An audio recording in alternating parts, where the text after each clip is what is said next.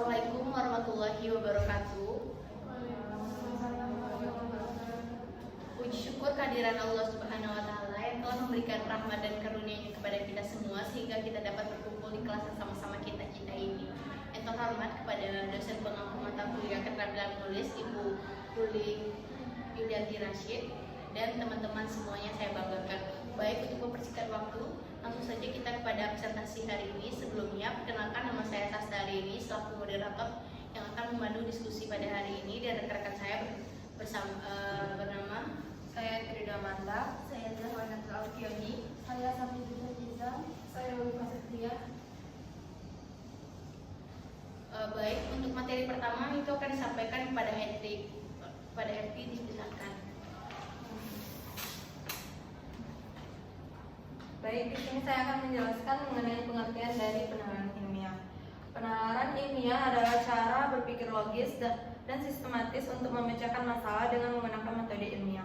Penalaran ilmiah melibatkan proses berpikir seperti mengevaluasi fakta, membuat hipotesis, merancang eksperimen, dan menganalisis data. Penalaran ilmiah dimaksud sebagai kemampuan berpikir sistematis dan logis untuk menyampaikan masalah yang menggunakan metode ilmiah.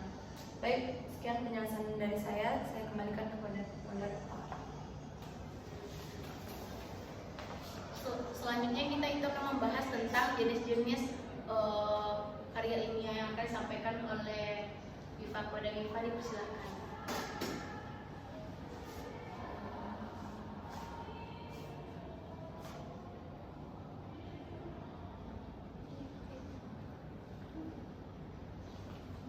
Baiklah, di sini saya akan menyampaikan apa itu jenis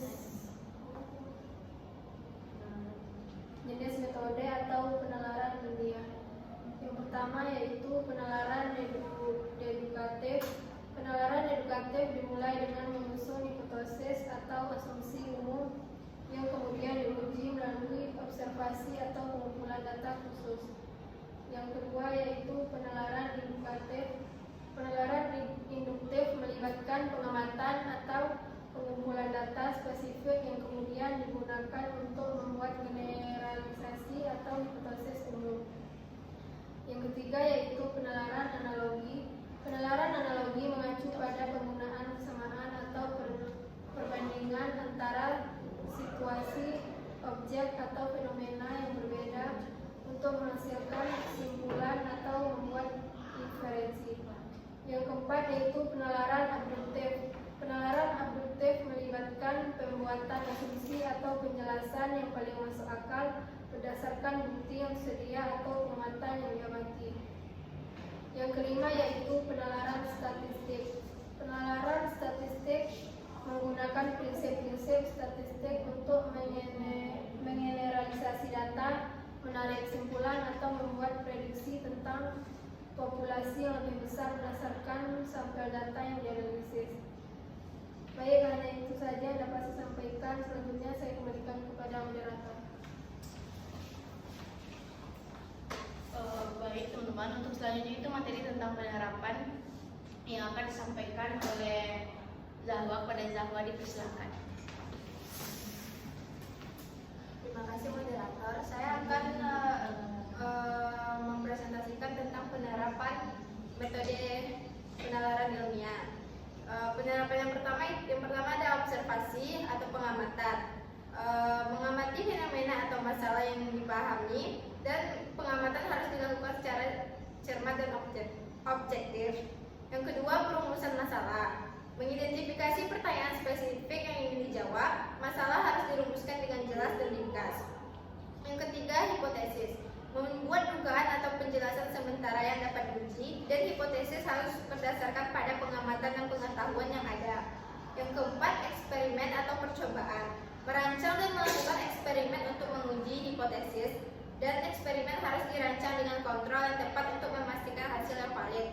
Hanya sekian dari saya akan dilanjutkan oleh rekan saya yaitu Shirley. Baiklah, saya akan melanjutkan materi penerapan. Yang kelima adalah analisis data. Mengumpulkan dan menganalisis data hasil eksperimen. Analisis data harus dilakukan secara objektif dan menggunakan metode statistik yang tepat.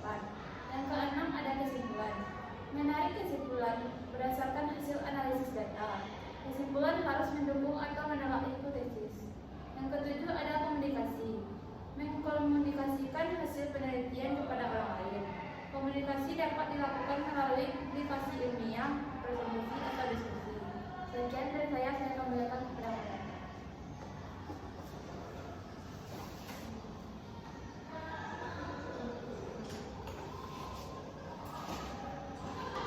Baik teman-teman semua, itu saja materi yang dapat kami sampaikan. Jadi dari pemaparan materi tadi kami dapat menyimpulkan bahwasannya metode atau penerapan ilmiah adalah cara berpikir yang sistematis dan logis dalam menarik kesimpulan berdasarkan fakta dan prinsip yang dapat diuji kebenarannya.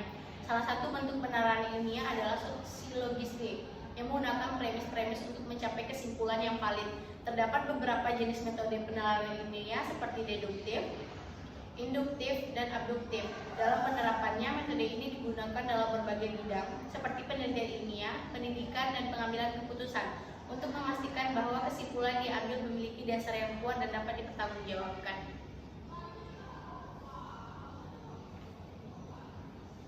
Baik teman-teman semua, itu saja yang dapat kami sampaikan. Lebih dan kurang kami mohon maaf. Kami akhiri dengan Assalamualaikum warahmatullahi wabarakatuh.